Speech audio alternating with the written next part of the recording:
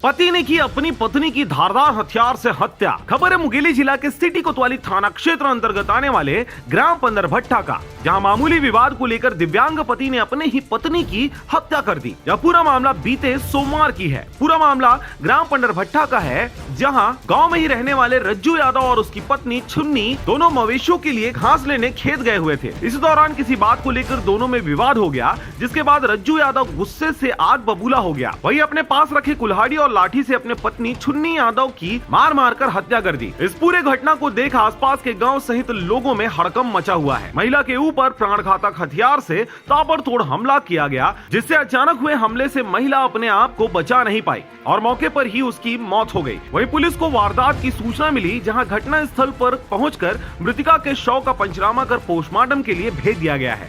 साथ ही आरोपी पति को हिरासत में लेकर पूछताछ की जा रही है। आपको बता दें कि पति पत्नी के इस अटूट बंधन जीवन भर साथ निभाने की कसमें फिर ऐसा क्या हुआ कि एक अपाहिज व्यक्ति को अपने ही पत्नी को मौत के घाट उतारना पड़ा।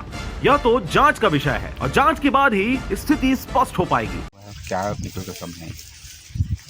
आज 21/2/22 को आरोपी रज्जू यादव ने स्वयं थाना में जाकर समर्पण करके बताया कि मैं अपने पत्नी छुन्नी यादव को मार कर आया हूं।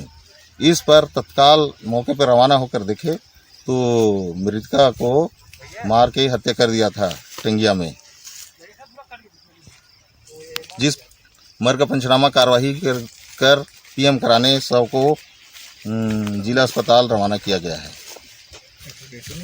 आरोपी अभी कहाँ? आरोपी पकड़ में आया है? आरोपी पकड़ में आ गया है, वो स्वयं आत्मसमर्पण किया है। मुंगेली से पोखराज खांडे की रिपोर्ट, आरजे रमझाझर।